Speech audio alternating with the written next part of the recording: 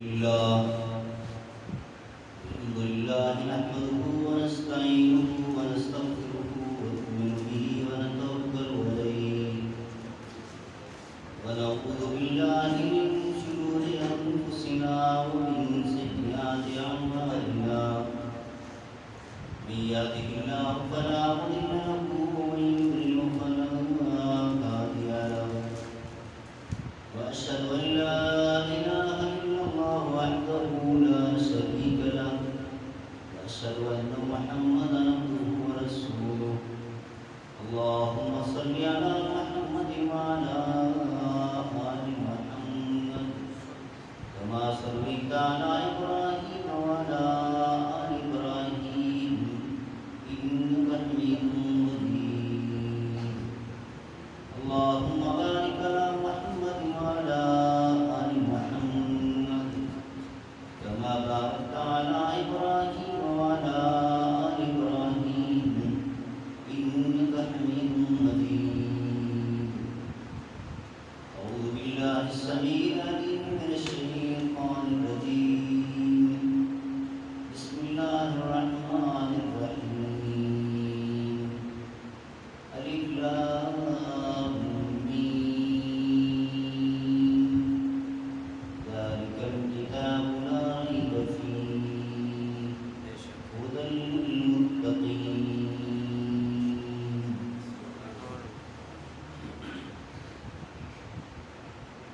اللهم لك الملك والثناء اور پیارے نبی محمد رسول اللہ صلی اللہ علیہ وسلم کی ذات اقدس پر صلاۃ والسلام کے بعد آپ کے اس علاقے کے مرکز جمعیت اہل حدیث کے قائد علامہ عبدالرحیم گجر صاحب ان کا بہت ممنون ہوں کہ وہ آپ سے ملاقات کا سبب بنے ہمارے ہر دل عزیز خطیب بلبل کا لفظ چھوٹا ہے لیکن اس کے بعد اب کوئی ہے نہیں میرے پاس شیخ عبدالرحمان اطہر صاحب اور آپ تمام حضرات کا بھی شکر گزار ہوں۔ سچی بات یہ ہے کہ میں شیخ اطہر صاحب اور ہم جیسے کا باقی تقریریں سننے کے لیے آیا تھا میں نے گجر صاحب سے یہ کہا تھا کہ مجھے ذرا جو کچھ شیخان علماء کرام کی تقریریں سننے کا شوق ہے تو کچھ پروگرام اس طریقے سے تبدیل دیا اور انہوں نے مجھے گفتگو کے لیے کھڑا کر دیا ہے۔ میری کچھ سی باتیں شاید اس ماحول میں ایڈجسٹ ہی نہ ہو سکیں لیکن میں کوشش کروں گا اپنا حصہ ڈالوں پتہ نہیں آپ کے میں سے بھی کسی کے کام آ جائیں اور میرے کام آ جائیں اور انشاءاللہ اس نیت سے چند باتیں آپ کی خدمت میں عرض کرتا ہوں۔ جس کلام مقدس کے متعلق حضرت والی صاحب ارشاد فرما رہے تھے کہ اللہ تعالیٰ نے جو آسمان سے لٹریچر نازل فرمایا کئی صحیفے آئے اور 4 آسمانی کتابیں ان میں سے یہ آخری کتاب ہے اور قیامت تک اللہ تعالیٰ نے اس کی حفاظت کی ذمہ داری بھی لے لی۔ دنیا ایڑی چوٹی کا زور لگا لے اس کتاب کو منظر عام سے غائب کرنا اس کتاب کو ضبط کرنا یہ تو بہت دور کے مسائل ہیں اس کی ایک زبر اور پیش کو بھی تبدیل نہیں کر سکتا۔ یہ اللہ کا بڑا چیلنج ہے دنیا میں۔ تو اس کتاب کے حوالے سے گفتگو کی مناسبت سے ہم یہاں بیٹھے ہیں اور کچھ بچے جنہوں نے ناظرہ مکمل کیا یا اس مکمل کیا وہ بڑے باعث سعادت ہیں اور ان کے والدین بھی ان کو میں مبارکباد پیش کروں گا۔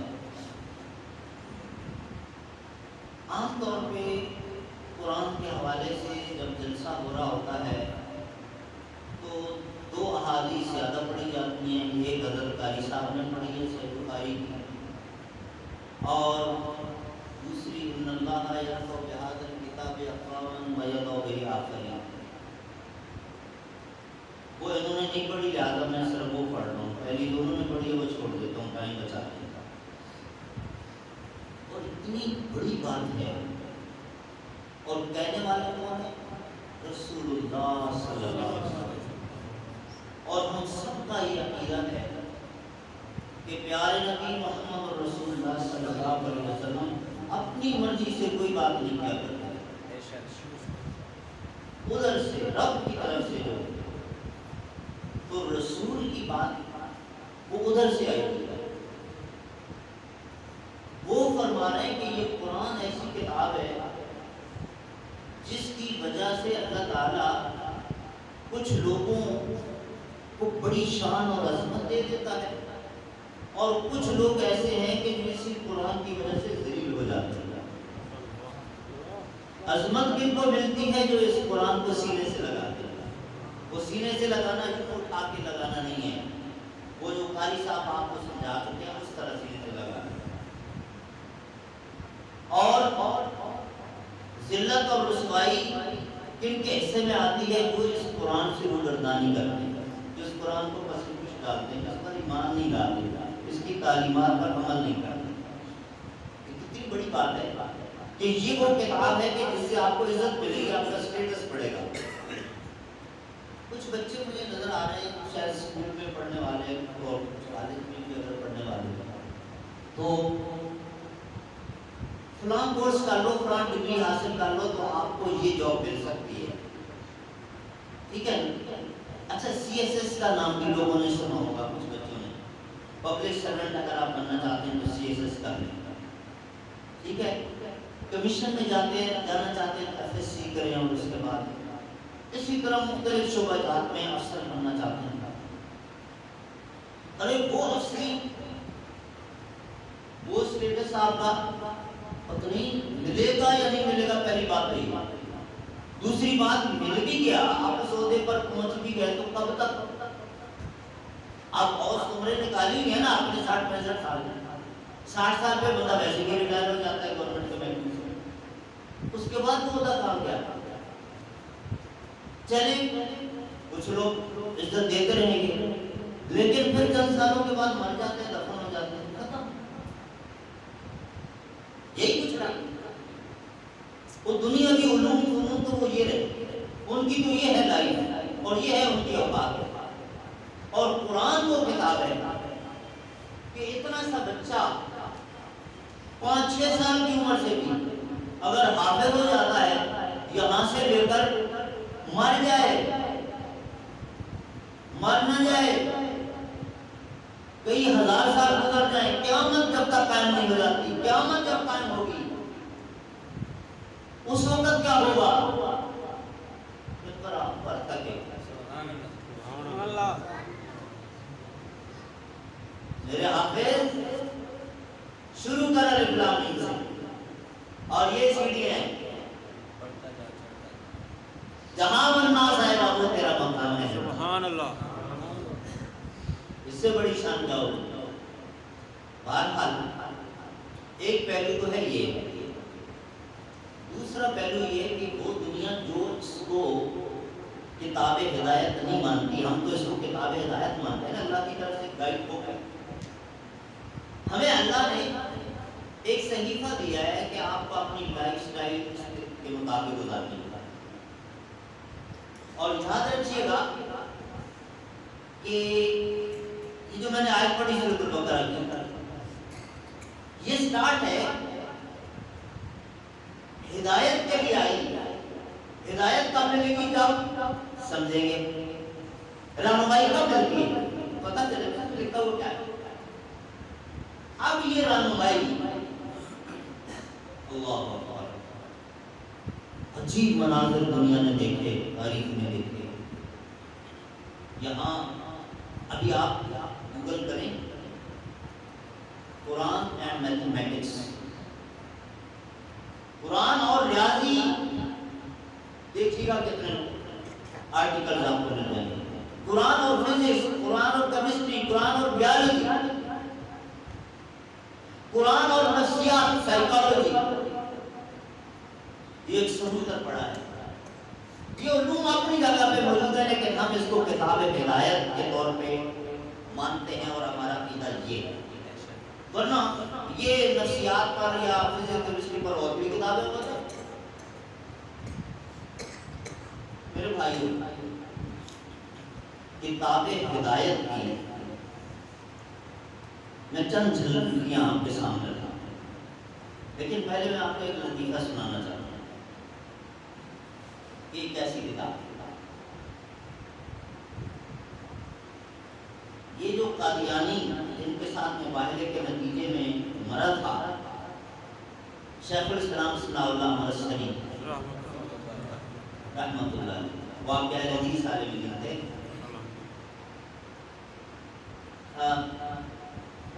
وہ اسٹوڈنٹ لائف سے مناظرے کرتے تھے. ایک ہندو کے ساتھ ان کا مناظرہ ہو رہا تھا اور ہندو کہنے لگا بڑا نام لے کر قرآن کا قرآن قرآن قرآن کی باتیں اور کہتے ہو مکمل ضابطہ حیات اور مکمل. پتہ ہے مکمل ضابطہ حیات کیا ہوتا ہے؟ کہو کیا کہنا چاہتے ہو؟ مکمل ضابطہ حیات وہی ہوگا نا کہ جس میں آپ کے ہر مسئلے کا حل موجود ہو، آپ کے ہر سوال کا جواب دے، پھر تو وہ مکمل. اور اگر کسی سوال کا جواب وہ نہ دے سکے، آپ کے کسی پرابلم کا سلوشن نہ دے سکے، تو پھر وہ مکمل تو نہیں ہوگا. بالکل ایسے ہی ہے. تو اگر تمہارا قرآن پہ یہ یقین پختہ ہے، ابھی تمہارا امتحان لیتا ہوں پتہ چل جائے. سوال کرتا ہوں قرآن سے جواب دے دو، دیکھ لیتے ہیں تمہارا کتنا ایمان ہے اور کیسے تمہاری یہ کتاب قرآن جو ہے مکمل ضابطہ حیات ہے. پتہ چل جائے. آپ پوچھو، کہنے لگا قرآن سے بتاؤ اللہ ہندو ہے یا مسلمان ہے؟ شیخ الاسلام ثناء اللہ مرسلی رحمہ اللہ فرماتے ہیں پہلے تو میرے بھی قوم کی چیزیں زمین نکل گئی کہ ظالم نے اللہ کے متعلق کیا الفاظ کہہ دیے. اصل میں کہنا یہ چاہتا تھا کہ اللہ تعالیٰ ہندوؤں کے نظریات کے ساتھ ہے، عقائد کے ساتھ ہے، یا مسلمانوں کے عقائد کے ساتھ ہے، لیکن بڑے سخت الفاظ بول دیے کہ اللہ ہندو ہے یا مسلمان ہے. شیخ فرماتے ہیں پہلے تو پھر اللہ سے مدد مانگتے ہوئے فرمائی پر آئے اور فوراً رب نے القاء کیا. سورۃ البقرہ کی آیت پڑھی، ان اللہ یامرکم ان تذبحوا البقرہ، اللہ تعالیٰ تمہیں حکم دیتا ہے کہ گائے ذبح کرو. اس کا مطلب ہے اللہ مسلمان ہے، اگر ہندو ہوتا تو گائے نہ ذبح کرتا. اس نے کہا قرآن سے جواب دو، تو جیسا منہ ویسا تھپڑ مل گیا نا اس کا جواب قرآن سے. آج میرے پاس وقت نہیں ہے، 24 گھنٹے میرے کسی اور مقصد کے لیے گزر گئے، ٹائم میرے پاس ہے ہی نہیں قرآن کے لیے، تو کیسے یہ روشنی ملے گی؟ جنہوں نے وقت لگایا اس قرآن کے ساتھ ان کو روشنی ملی ہے. ہم بچی کو رخصت کرتے وقت ان پر قرآن کا سایہ کر رہے ہوتے ہیں. وہ صوفے سے اٹھاتے ہیں نا، پتہ نہیں آپ کے ہاں کیا رواج ہے، ہمارے یہاں کراچی میں تو شادیات میں، اور گاڑی کے اندر بیٹھتے تاکہ ایک بندہ اس کے اپنے میکے میں سے وہ قرآن یوں اٹھا کے لا رہا تھا اس کے سر کے اوپر. جب وہ گاڑی کے اندر بیٹھ جاتی ہے تو وہ قرآن واپس. قرآن کے سائے میں ہم نے بیٹی کو رخصت کیا اور 7 دن نہیں گزرتے اور ساس بہو کے یا دونوں میاں بیوی کے جھگڑے شروع ہو جاتے. یہاں قرآن کا قصور ہے یا کسی اور کا قصور ہے؟ چھوڑیں یہ ساری باتیں.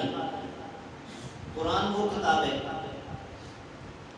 وہ لوگ جو عقیدت سے آئے یا چیک کرنے کے لیے آئے وہ تو ایک الگ بات ہے نا.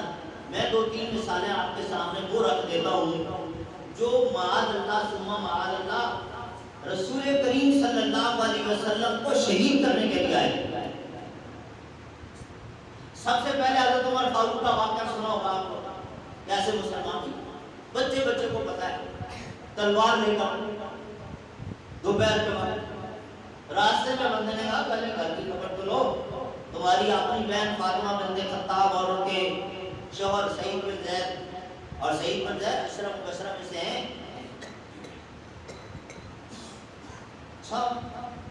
گئے نوکیا، حضرت خباب بن عرط رضی اللہ تعالیٰ عنہ صحابی تھے. رسول اللہ نے ان کو بھیجا تھا کہ جاؤ یہ دونوں میاں بیوی مسلمان ہی ہیں، ان کو یہ صورتیں سکھا کے آؤ. جو ہی حضرت عمر فاروق نے بلند آواز سے کہا دروازے پر نوک بھی کیا اور کہا دروازہ کھولا. لوگ دبدبا کا جلال تھا اس شخصیت کا تو کانپنے لگے. حضرت عباس تو گھر کے کونے میں چھپ گئے. دروازہ کھولا, اندر داخل ہوتے ہی پہلوئی کے کہنے لگے سنے تم لوگ بے دین ہو گئے ہو؟ نہیں بے دین نہیں بھیا, ہم نے تو سچا دین قبول کیا ہے, مجھے بتا دو سچا دین. پکڑ لیا پہلوئی کو, پٹائی. بہن آگے بڑھی, بہن کو بھی تھپڑ مار دیے. فاطمہ بنت خطاب کہتی ہیں اگر تم خطاب کے بیٹے تو میں بھی اسی بات کی بیٹی, تم تو ایک ہی ہے نا. تم اگر ظلم کرنے سے باز نہیں آؤ گے تو کیا میں حق چھوڑ دوں گی؟ کیا کرو گے؟ مارو گے نا, جان سے مار دو, آپ نہیں چھوڑ سکتے. حضرت عمر فاروق کہنے لگے میں حیران ہوا کہ یہ میری بہن, یہ تو میرے سامنے کسی دوسرے کے ساتھ بھی اونچی آواز سے بات نہیں کرتی, اور اچھی بہنیں ایسا ہی کیا کرتی ہیں, اونچی آواز سے بات نہیں کیا کرتی ہیں. عورت کی جسمانیت ختم ہو جاتی ہے جب وہ گلا پھاڑ کے بات کرتی ہے. بہرحال ہاں کسی اور کے ساتھ میرے سامنے اونچی آواز سے بات نہیں کرتی, آج مجھے کہہ رہی ہے مار دو, بھلے جان سے مار دو. یہ اتنی جرأت کہاں سے آتی ہے اس اندر؟ اچھا میں نے کہا جو پڑھ رہے تھے بابو نے کیا نہیں ہم آپ کو سنا چاچا سنا. اب یہاں پر تھوڑا سا اختلاف کہ حضرت سعید نے سنائی یا حضرت فاطمہ نے سنائی, لیکن سنائی سورہ طٰہٰ ہے. طٰہٰ ما انزلنا علیک القرآن لتشقیٰ, 13 آیات. اور وہ حضرت عمر فاروق جو 2 منٹ پہلے پارا اتنا ہائی, تلوار ہاتھ میں, آنکھوں سے آنسو جاری, اس کا کمال ہے اس قرآن کا, قرآن کی یہ تاثیر یہ کہاں سے ملا, کہاں سے ملے محمد رسول اللہ صلی اللہ علیہ وسلم. اگر یہ کلام تو یہ کسی انسان کا بھی نہیں ہو سکتا, کسی فرشتے کا بھی نہیں ہو سکتا, اس رب العالمین ہی کا ہو سکتا ہے. اور وہ جو ایک جملہ کہا جاتا ہے نا کلام الملوک ملوک الکلام, اللہ اکبر, دنیا والے جیسے کہتے ہو نا the boss is always right, کہتے جنگل کا بادشاہ انڈے دے بچے دے اس کو کون پوچھنے والا ہے, یعنی جو بات یہ کہہ دے گا نا زبان سے وہ قانون بن جائے گا, کوئی صحیح ہوگا. قرآن کے متعلق یہ الفاظ ذرا غور کریں نا. آپ کہتے ہو بادشاہ کا جو کلام ہے وہ باقی ساری دنیا کے کلاموں کا بادشاہ ہو گیا, یہ بادشاہ کی زبان سے جو نکلا. ارے تمہاری طرح کے انسان ہے یہ بادشاہ, یہی 360 ان کے اندر عضو ہے, اور ان کے پیٹ کے اندر بھی 2 کلو غلاظت ہے, اور یہ سب کچھ اس کو اپنے طرح مقام دے دیا کہ اس کی زبان, اس کی عبادت, اس کا کلام, تو جناب کیا بات ہے, وہ سارے کلاموں کا بھی بادشاہ ہو گیا. اور رب العالمین کا کلام کیسے بادشاہ نہیں ہے سارے قرآن کا, وہ کلام. حضرت عمر فاروق رضی اللہ تعالیٰ عنہ سورہ طٰہٰ کی چند آیات سن کے مسلمان. اب لمبا واقعہ ہے کہ پھر دارالارقم میں کیسے لے کے گئے اور وہاں جا کے کیا معاملہ ہوا وہ میں نہیں سناتا ہوں.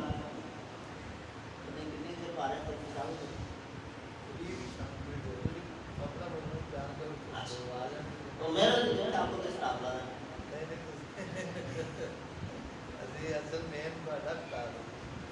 حضرت عمر فاروق رضی اللہ تعالیٰ عنہ کو دارالارقم میں لے کے گئے. دارالارقم میں پہلے ٹینشن حضرت ارقم بن ابی الارقم کی حویلی تھی نا بڑی, جہاں رسول اللہ صلی اللہ علیہ وسلم نذیر بکتے اور صحابہ کرام آتے اور نبی کریم صلی اللہ علیہ وسلم جو وحی نازل ہو رہی ہوتی تھی اس کی تعلیم دیا کرتے تھے. تو آپ وسلم کے بعد اللہ قتل کا اعلان کیا ہوا تھا ظالموں. حضرت حمزہ 3 دن پہلے مسلمان ہوئے تھے, وہ اندر موجود تھے. نوک ہوا اور دروازے کی سوراخ سے اندر یہ صحابی کی بیوی تھی, انہوں نے دیکھا تو ان کی نظر صرف عمر فاروق پہ پڑی, ڈر گئے. تلوار ہاتھ میں, دروازہ کھولنے کی بجائے پیچھے حویلی میں بھاگے ہوئے گئے, جا کے رسول اللہ صلی اللہ علیہ وسلم کو بتایا کہ آج خیر نہیں, آج تمہارے کیا ہوا. سچائی آ گئی. کیا ہوا؟ عمر فاروق تلوار ہاتھ میں نہیں چھوڑے گا, مارے گا, سب کو مارے گا. حضرت حمزہ بیٹھ گئے. حضرت حمزہ کہنے لگے کھول دو دروازہ, اگر اچھی نیت سے آیا ہے تو ویلکم کہیں گے, اور اگر بری نیت سے آیا ہے تو ہم نے بھی چھٹیاں نہیں پہنی ہوئی ہیں, کھول دو دروازہ, دیکھ لیں گے اس کو, اس کی اپنی تلوار سے مزہ چکا دوں گا. اسلام کی وجہ سے یہ ضرورت حضرت حمزہ میں ملی. دروازہ کھلا تو منظر ہی کچھ اور تھا. اکیلے بھی نہیں تھے, ساتھ حضرت فاطمہ بنت خطاب وہ بھی تھی, زید بن زید بھی تھے, خباب بن عرب بھی تھے, اور نظریں جھکی ہوئی داخل ہوئی ہے. رسول اللہ علیہ وسلم کے سامنے جا کے گردن نیچے کھڑے ہو گئے. عمر کب تک مخالفت کرو گے؟ کہا نہیں جی آج مخالفت نہیں, آج کو سپورٹ کرنے آئے. اشہد ان لا الہ الا اللہ و اشہد رسول کریم صلی اللہ علیہ وسلم نے بلند آواز سے اللہ اکبر کہا. سارے صحابہ نے اللہ اکبر کہا, جس کو آج آپ نعرہ تکبیر کہتے ہیں. اس کے بعد پھر نماز اور وہ سارا ہے کہ آپ صلی اللہ علیہ وسلم کو کہتے ہیں کہ جی خانہ کعبہ میں پڑھیں گے. میرے سلام لانے کا کیا فائدہ ہے, اب بھی آپ اندر پڑھیں. آپ علیہ السلام نے فرمایا میں اپنے ساتھیوں کو امتحان میں نہیں ڈالنا چاہتا ہوں, ان پر یہ ظلم کرتے ہیں, مجھے تکلیف ہوتی ہے, مجھے اپنی کوئی پرواہ نہیں ہے, لیکن میں ان ساتھیوں کو تکلیف میں نہیں دینا چاہتا ہوں. تو ہم چپ چاپ بھی نہیں پڑھ لیتے, کہا جی نہیں آج نہیں پڑھے, میں راستہ بناتا ہوں, آپ تیار نہیں کرتے. گلیوں میں چکر لگا رہے ہیں اور آواز, لوگوں محمد رسول اللہ صلی اللہ علیہ وسلم اپنے صحابہ کے ساتھ خانہ کعبہ عبادت کے لیے آ رہے ہیں, خبردار ان کو روکنے کی ضرورت ہے. اب یہ جملہ دہراتے ہوئے ابو جہل کے دروازے کے پاس سے جب گزرے, اس کے کان میں آواز پہنچی, باہر نکلا, عمر تو ادھر, آر یو سیریس؟ ہمارے انگلش والی یہ کر رہی جی کیا واقعہ یہ تم کیا کرو؟ ہاں میں صحیح کروں. اچھا تھی بے دین ہو گئے. حضرت عمر فاروق نے ایک تھپڑ رسید کیا اور ابو جہل کو سب سے پہلا تھپڑ عمر فاروق کے لگا. خبردار دوبارہ بولا نہیں. اور پھر نبی کریم صلی اللہ علیہ وسلم کو لے کر آئے تھے نماز, آپ نے خانہ کعبہ میں پڑھا. اب یہ کون بندہ ہے جو رسول اللہ کو قتل کرنے کے لیے آیا ہوا ہے, تلوار لے کر آیا ہوا ہے, اور چند آیات سنتا ہے اور پورے دوسرے اس زاویے پر, اس ایکسٹریم پہ چلا جاتا ہے جس کو 180 ڈگری کہتے ہیں. یہ کیسے ہو گیا؟ ایک بندہ پہلے سے نرم ہو یا چیک کرنے کے لیے وہ تو اور بات ہے نا, مارنے کے لیے. پھر جب رسول اللہ صلی اللہ علیہ وسلم ہجرت کر کے تشریف لے جا رہے تھے, اور جو لوگ رسول اللہ صلی اللہ علیہ وسلم کو زندہ گرفتار کر کے ہیرو بننے کے چکر میں یا معاذ اللہ صلی اللہ علیہ وسلم کو شہید کر کے بڑے انعام لینا چاہتے تھے, ان میں سے سب سے پہلا بندہ جو آپ صلی اللہ علیہ وسلم کے آمنے سامنے آیا تھا وہ سراقہ بن مالک الاشجعی تھا. اور وہ واقعہ آپ نے سنا ہوا ہے کہ اس نے جب دیکھا آپ صلی اللہ علیہ وسلم کو دور سے گھوڑا دوڑاتا ہوا کہ آپ خوشی خوشی کے شکار مل گیا, آپ صلی اللہ علیہ وسلم زمین پہ بیٹھے ہوئے تھے اپنے ساتھی حضرت ابو بکر صدیق کے ساتھ, عامر بن بحیرہ کے ساتھ, عبداللہ بن علی کے ساتھ, اور آپ صلی اللہ علیہ وسلم پر حملہ آور ہوتا ہے. گھوڑے پر بیٹھے لیکن چند گز کے فاصلے پر جاتا ہے, گھوڑے کے اگلے پاؤں زمین میں دب جاتے ہیں.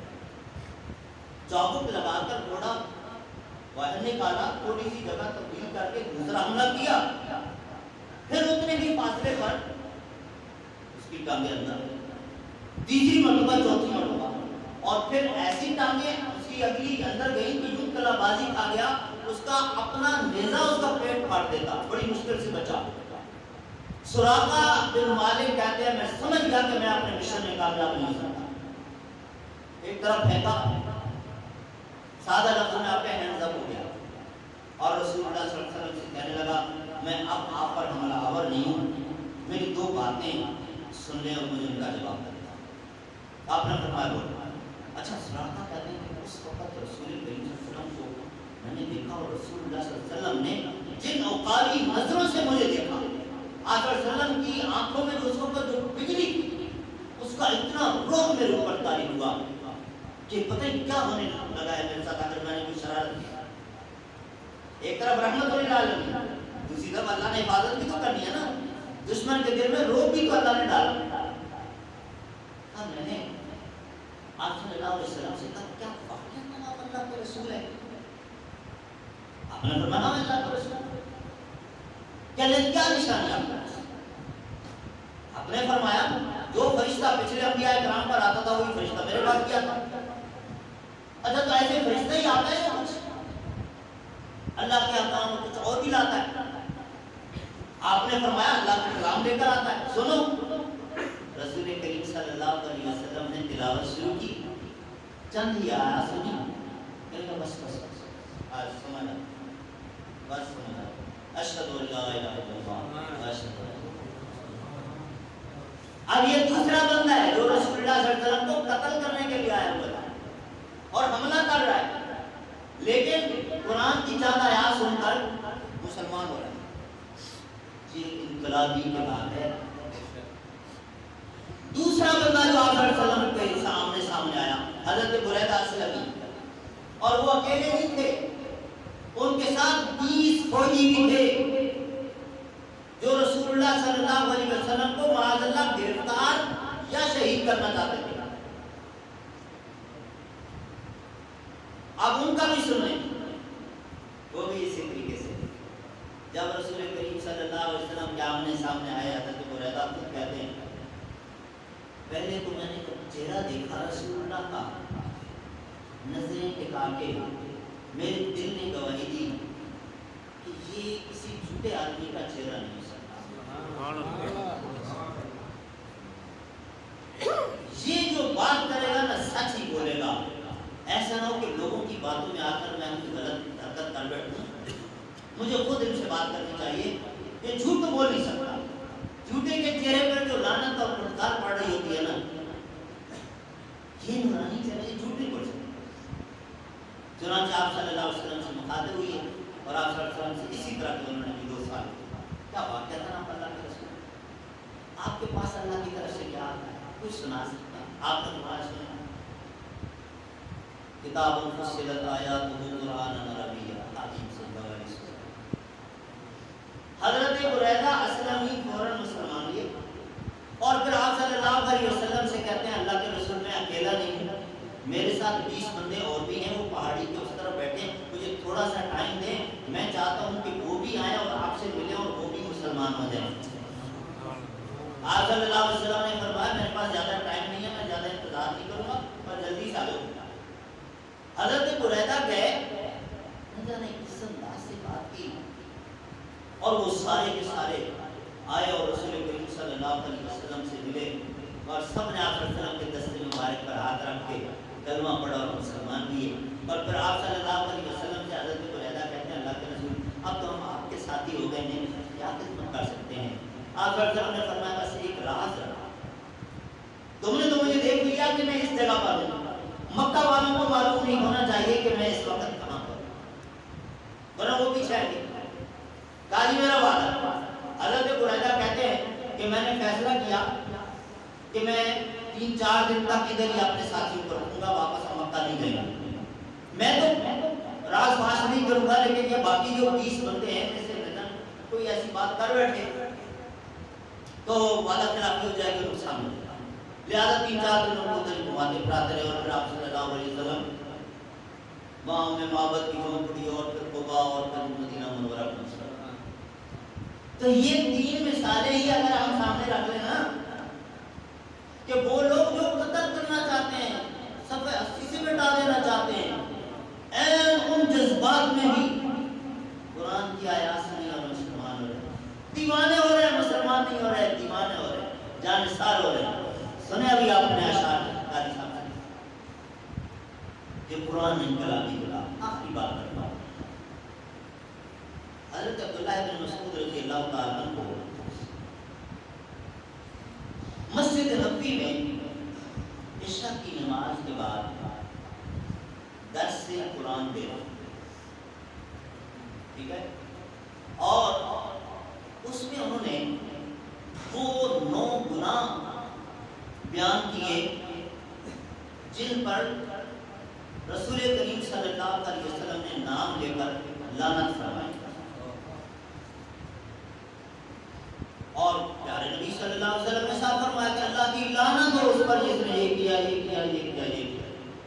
उसमें ये औरतें जो आई क्लोज बनाती हैं और टैटूज जो हम बना लोग बनवा रहे होते हैं, ये सारी चीजें करते हैं। अब उस वक्त खवातीन भी पांचों नमाजें मस्जिद में आकर पढ़ा करती थी। हरमैन में तो अभी भी करे, लेकिन हमने तकसीम और कर ली है, मर्दों के लिए मस्जिदें, औरतों के लिए मार्केटें। और तो रमजान शरीफ में भी आप लोग तो पता नहीं यहाँ ये मंजर देखते हैं कि नहीं, हम वहाँ देखते हैं। हाजी साहब खुद अपनी फैमिली को गाड़ी में बिठाते हैं जी, मैं आपको मार्केट इम्तियाज पे विनाशन पे सुपर मार्केट पे आपको ड्रॉप कर दूंगा, मैं मस्जिद में तरावी पढ़ूंगा, आप खरीदारी करना, वापसी पे मैं आपको पिक कर दूंगा और फिर घर चले जाऊंगा। आपको जन्नत चाहिए और आपकी बीवी को जन्नत नहीं चाहिए, क्यों जुल्म कर रहे हो उस पर? उसको भी मस्जिद में ले आओ। सुनने तिरमिज़ी की बात हदीस है, ला तमनउ इमा अल्लाह अनिल मसाजिद, अल्लाह की बंदियों को क्यों रोकते हो मस्जिदों से? सही मुस्लिम में यही हदीस मौजूद है। बहरहाल बात ये हो रही कि सारी ख़वातीन जो है वो मस्जिद में नमाज पढ़ा करती थी। एक औरत ने जब ये बात सुनी, अब उन्होंने कहा मैं चेक करूँ ये कहाँ है कुरान में। वापस गई और पूरी रात कुरान में तलाश करती रही कि ये कहाँ है ये चीज़ें। ये अब्दुल्लाह इब्न मसूद फरमा रहे अल्लाह ने उस पर लानत की है तो यकीनन ये कुरान में होना चाहिए। नहीं, कोई आयत नहीं मिली। सुबह फजर की नमाज में दोबारा वो खातून आई मस्जिद में। हजरत अब्दुल्लाह इब्न मसूद ने नमाज पढ़ाई, अब वो बड़े गुस्से में और उन्होंने सवाल कर दिया कि रात को आपने ये बात बयान की है, मैं पूरी रात कुरान पाक में तलाश करती रही हूँ। अब देखें जरा उन लोगों का शौक भी देखें कि वो फिर कुरान खोलते थे। वो कारी बिन साहब, पता नहीं कौन से कारी साहब, उनकी मैंने एक तकरीर सुनी यूट्यूब पे। वो सऊदी अरब का वाक़या सुना रहे थे कि वो जनाब कारी साहब गए किसी सऊदी के यहाँ दफ्तारी वाली हुई और कोई पैसे वो पड़े थे, तो उन्होंने क्या किया कि ये दरअसल हवा से उठ जाएंगे, तो वो कुरान मजीद के अंदर रख दिए और कुरान मजीद ऊपर अलमारी थी उसके ऊपर रख दिया। अच्छा, ये तो खाना वाना खा के चले गए, उन्होंने समझा कि वो जो कारी साहब आए थे ना वो पैसे भी ले गए और किताब ले गए।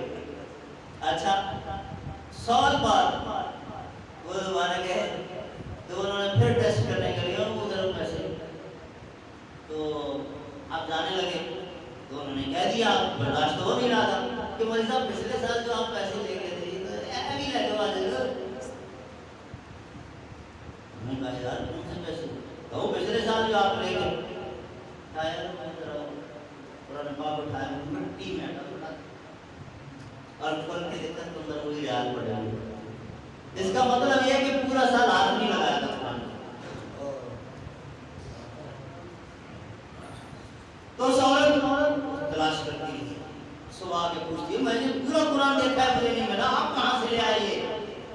तो हजरत अब्दुल्लाह इब्न मसूद समझ गए कि इनको कहाँ गलती लग रही है। चुनांचे उन्होंने सूरत हशर की आयत नंबर 7 का वो हिस्सा पढ़ा, वमा आताकुमुर रसूलु फखुदूहु वमा नहाकुम अन्हु फंतहू वत्तकुल्लाह इन्नल्लाह शदीदुल इक़ाब।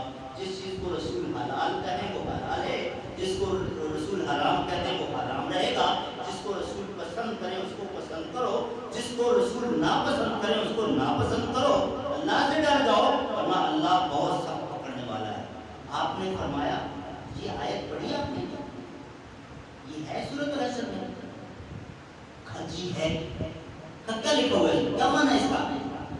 और उसके बाद हज़रत अब्दुल्लाह इब्न मसूद ने रसूल करीम सल्लल्लाहु अलैहि वसल्लम के वो अल्फाज दोहराए कि देखो ये रसूल ने फरमाया कि जिसने ये काम किया उस पर अल्लाह की लानत। लेकिन उसकी तस्दीक कहाँ से हुई? इस कुरान पाक से। सुभान अल्लाह। तो मेरे भाइयों को जो मैं पहले आपको बता चुका हूँ ये कुरान भी है। अंधेरे में जिस तरह बंदा चलता है ना, आप लोग देहाती जरा अच्छा तजर्बा कर सकते हो। रास्ता देखना है, आप हाथ में टार्च ले लो। पहले तो वो सेल वाली होती थी, अब पता नहीं चार्जेबल आ गई हैं, تو آپ لے کر چلتے ہو تاکہ روشنی آئے اور آپ کو راستہ دکھائی دے. یہ قرآن اس طرح سے ہے، یہ راستہ دکھاتا ہے، جہاں بندہ پھنس جائے وہاں نکلنے کا راستہ دیتا ہے. اللہ رب العالمین ہم سب کو اس قرآن سے وہی تعلق قائم کرنے کی توفیق عطا فرما دے جو نبی نے سکھایا تھا. اور اللہ تعالی ہم سب کو اس قرآن کا خادم بنائے، قرآن کا قاری بنائے، قرآن سے محبت کرنے والا بنائے. اپنے بچوں کو قرآن کا حافظ بنانے کی توفیق دے، بچوں کو قرآن کا عالم بنانے کی توفیق دے. اور اللہ تعالی ہم سب کا خاتمہ قرآن کی خدمت میں کر دے. سبحان ربک رب العزت عما یصفون وسلام علی المرسلین والحمد للہ.